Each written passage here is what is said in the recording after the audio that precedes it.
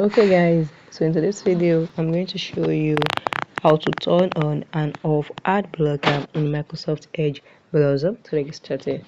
Once you open your Microsoft Edge browser,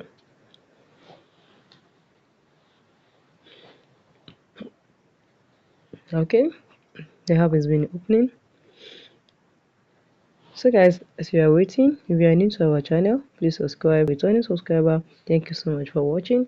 Now you have opened your Microsoft Edge. What you need to do is click on this your three line. Once you click on three line, you're going to see this. Click on settings. Once you click on settings, the next thing you need to do is scroll down. Once you scroll down, you're going to see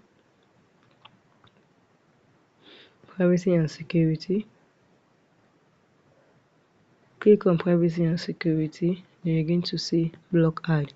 Once you click on block ad, you can see presently I have used this. So if I want to on it, I'll just click on this and you can just off it and on it here.